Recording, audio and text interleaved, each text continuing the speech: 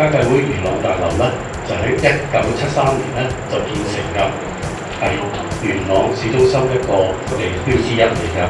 歲月當中嘅話咧，已經開始咧漸漸老化啦，亦都做過一啲嘅大規模嘅修葺啦。香港創亞會慈善基金就批撥款俾我哋，就可以今日咧有機會咧就重建呢個大樓。我哋係衷心感謝香港創亞會慈善基金嘅，期望咧將來我哋喺呢個嘅新大樓做好之後嘅機遇同埋將來嘅希望有一個好精彩嘅 chapter。一齊將呢個未來轉出嚟，3、2、1。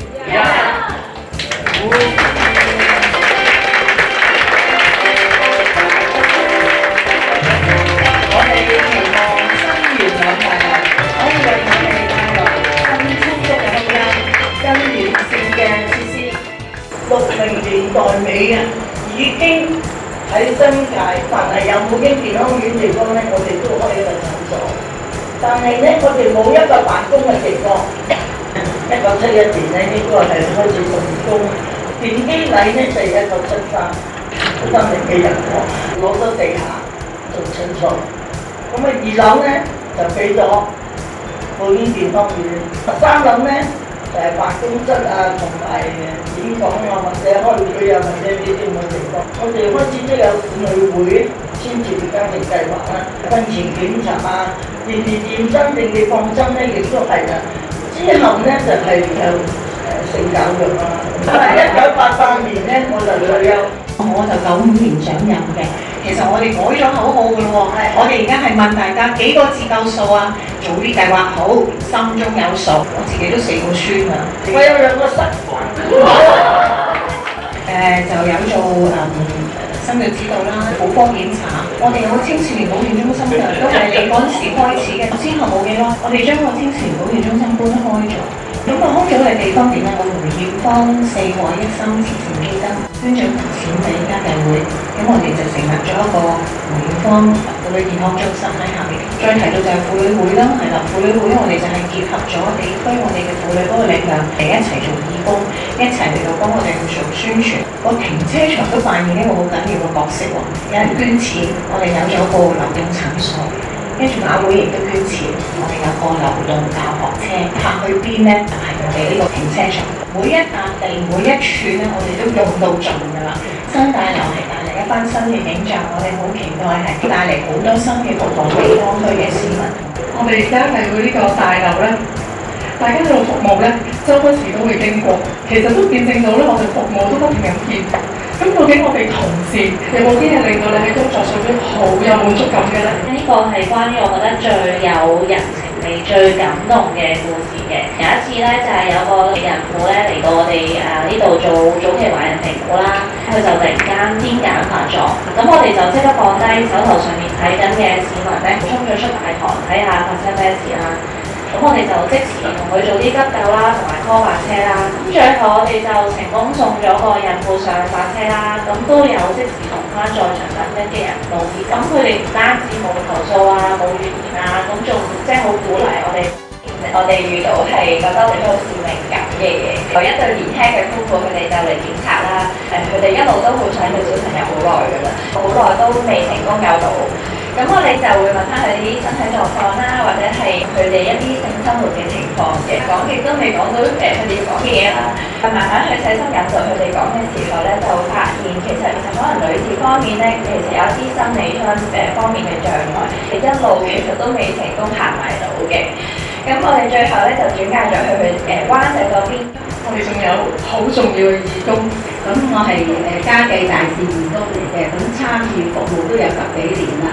咁咧最令我難忘啊，同埋覺得有意義嘅咧，就係去一啲智障婦女嘅中心，透過遊戲啦，同埋角色扮演，推廣呢個性與生殖健康嘅。仲會有2個好拍檔嘅，德德同嘉嘉啦。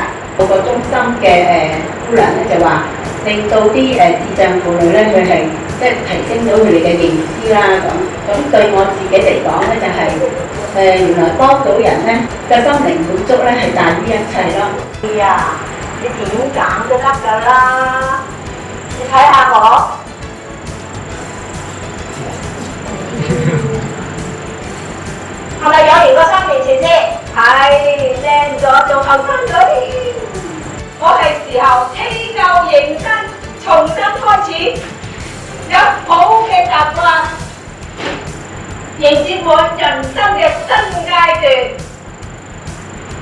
今年起，使乜驚啊？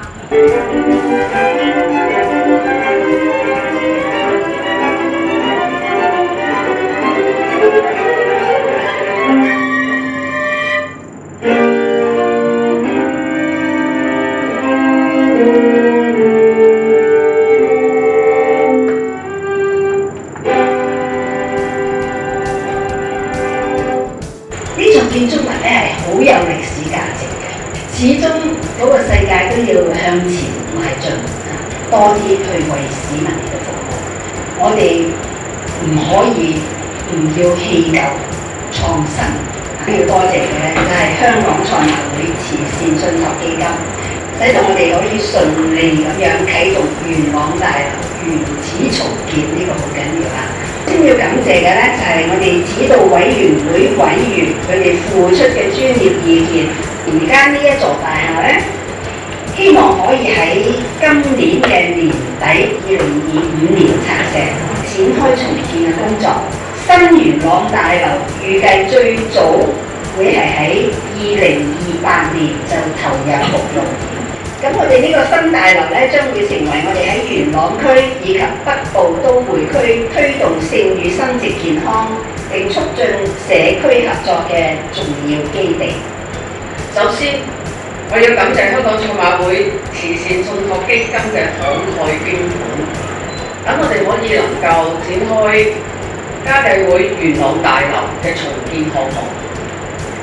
我特別要感謝今日嘅嘉賓，香港賽馬會慈善信託基金慈善事務經理李詠欣小姐。此外，我亦都感謝所有元朗區議員同埋各位嘉賓嘅嚟臨。